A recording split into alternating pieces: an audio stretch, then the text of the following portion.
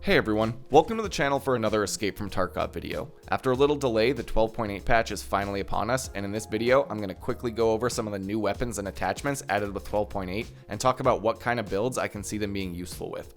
There wasn't a huge amount of new attachments added, and really only 2 weapons because the M45 is pretty much identical to the 1911. Some of them I see being really useful, especially the new AK handguard and compensators, as well as the new RFB rifle and the Hunter attachments. Some of the others are maybe not the most useful from a min-maxing standpoint, but if you can bear the thought of using a weapon without best in slot parts, they can make for some pretty interesting builds. The new KS-23 shotgun is also way more entertaining than I expected it to be.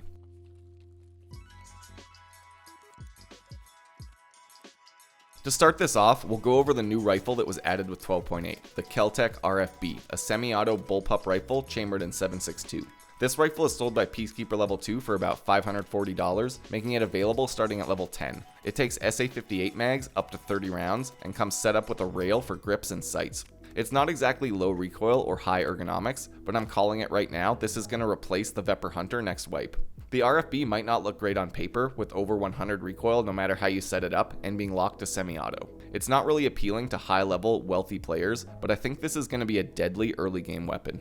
The Vepr Hunter is widely used because it's cheap, available early, and shoots 7.62. The RFB can do all of that with bigger magazines, better stats, and cheaper, easier to acquire attachments. I definitely see this gun being used a lot at the start of the next wipe.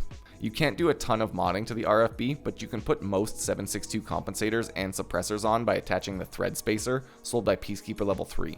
You can even use the blast mitigation device, but it seems like a bit overkill to me. Personally, I kind of like it with the Thunderbeast muzzle and suppressor, which is generally the least expensive 7.62 suppressor. Combine this with a decent foregrip like the new TD skeletonized grip, and then just slap a sight onto it and you have a suppressed 7.62 rifle for around 100k. There's also the KS-23 shotgun, which is a very unique weapon with limited ammo capacity but very unique rounds that actually let you fire flashbangs and some very high damage buckshot that can one-shot kill in the legs. It's super unique but has no real attachments, and I'm not going to dig too deep into it here since I'm planning a video on it soon.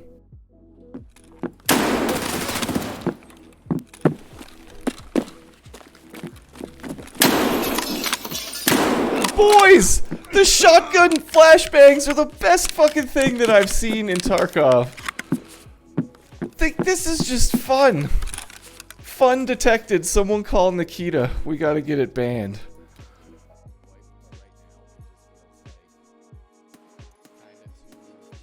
Next up, we got a few new AK parts in the 12.8 patch. The X47 handguard, Scorpius pistol grip, and the JMAC compensator. The X47 handguard from Skier level 3 is a pretty nice addition in my opinion. It has decent stats with a 3% recoil reduction and plus 10 ergonomics, but the real selling feature for me is that it comes with 4 rails and a top rail that sits nicely over the dust cover. Rail dust covers for the AK are either expensive or they come with an accuracy penalty, so this solves that problem and saves you some money in the process. On top of that, it looks pretty awesome, so all around, I think it's a pretty good addition.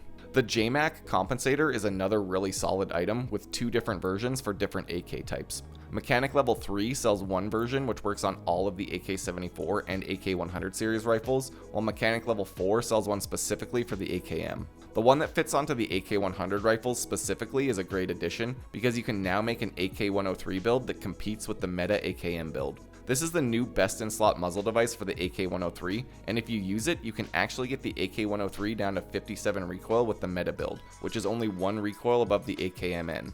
It's not really game changing, but it's a pretty awesome buff for the AK-103, and other AK-100 rifles and AK-74 rifles can use this instead of the PWS compensator. The Scorpius AK pistol grip does look pretty cool, and it has good stats for the price at only around 6,000 rubles, but the RK3 does have higher ergonomics, and it's unlocked earlier since this is sold by Mechanic level 4, so I would honestly just stick with the RK3.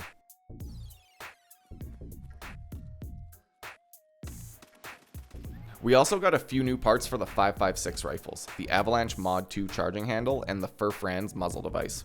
The Avalanche charging handle is sold by Peacekeeper level 4 and is the same as the Raptor charging handle but slightly less expensive with +3 ergonomics for about $60. The Furfranz muzzle device is a 2-stage thing like the blast mitigation device for the 7.62 rifles, but the recoil stats on it aren't quite as impressive. To build it, you need the Furfran's compensator from Peacekeeper level 3, and then the CRD or concussion reduction device from Peacekeeper level 4. The recoil reduction only totals 11% though, and there's already the Bullitech ST6012 compensator at Peacekeeper level 4 with the same stats for less money and without the ergonomics penalty. If they made the numbers a bit better, I could see this attachment being used a lot, but for now, it's just an interesting alternative build.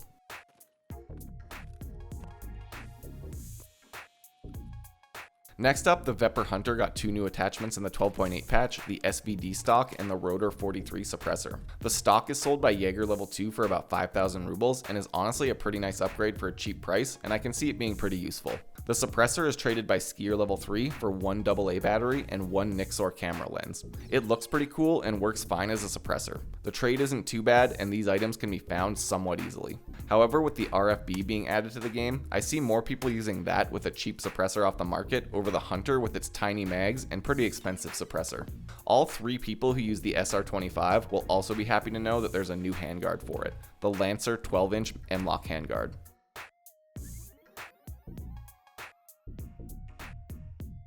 The handful of people who use the SR25 in Tarkov will also be happy to know that there's a new handguard for it, the Lancer 12.7-inch M-LOK handguard, which is sold by Peacekeeper level 4. It's almost $200 and gives you 3 extra points of ergonomics, so honestly I don't really see why you would use it unless you really like how it looks. It's not a bad handguard necessarily, but for such a small upgrade it should be unlocked earlier and sold for much less money.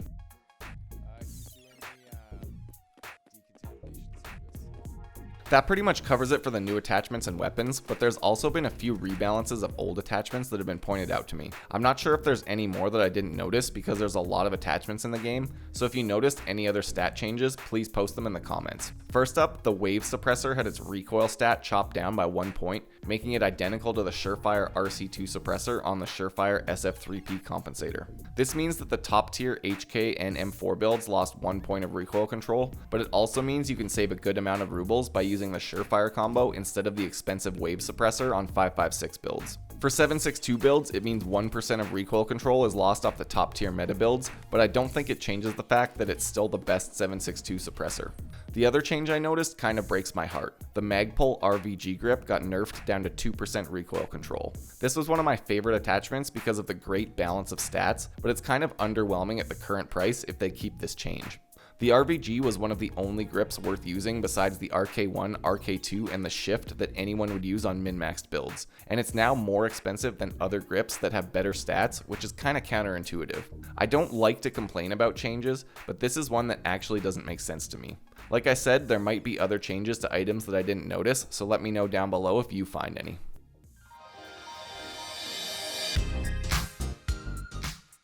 Well, that about covers it for this video. I just wanted to go over the new attachments so everyone can have a look at some fresh items that we can put into our weapon builds. The AK parts are probably my favorite new attachments, especially the handguard with the optics rail, which I think will be a great part for mid-tier PvP builds. The RFB is also pretty cool, and like I said, I look forward to seeing how well it works at the start of the next wipe as an early game beast of a weapon. In the next few days, I'll be checking out the new armor and equipment from the 12.8 patch, the new heavy bleeding mechanic, and as always, uploading more guides and gameplay, so stay tuned to the channel. Thanks for checking out the video. I've got links to my Twitch stream, Discord server, and Patreon page down below for anyone interested, and until next time, stay safe in Tarkov City.